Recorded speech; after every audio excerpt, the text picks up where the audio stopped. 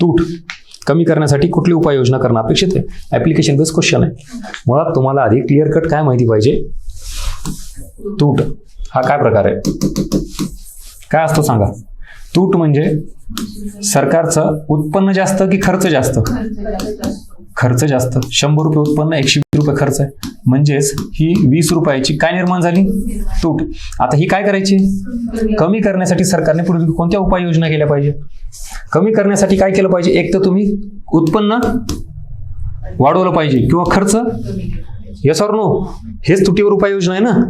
आणि मग इथं अकार्यक्षम सार्वजनिक उपक्रमातून निर्गुंतवणूक, महसुली खर्चात घट करणे, कल्याणकारी योजनात भर घालणे, अनुदानाचा तर्कसंगत वापर करणे, तर अशा काहीतरी अवघड गोष्टी येतात. ह्याच्यातून एक गोष्ट बघा, ब्रॉडली बघायला गेलं तर ह्या 1, 2, 3, 4 ऑप्शनपैकी इथं मुळात आपल्याला खर्च काय करायचा आहे? कमी करायचा आहे. तर खर्च काय केलाय? येईल का नाही?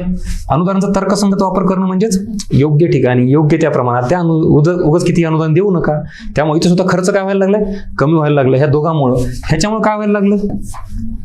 उत्पन्न वाढायला लागलं आणि नको तिथं सरकारचा जो खर्च होता तोही कमी व्हायला लागला. म्हणजे हेतू साध्य व्हायला लागलाय.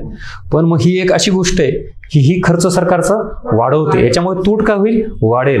पण तुम्ही ह्या शब्दामुळं इथं कन्फ्यूज होणार.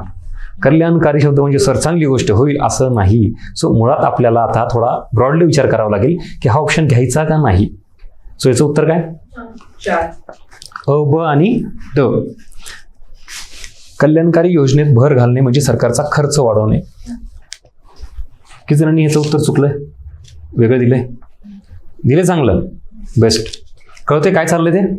हां. आणि तुम्हाला किती सार्वजनिक वित्तातल्या कन्सेप्ट कळाल्यात त्याचं हे ॲप्लिकेशन इथं मी केलेलं आहे.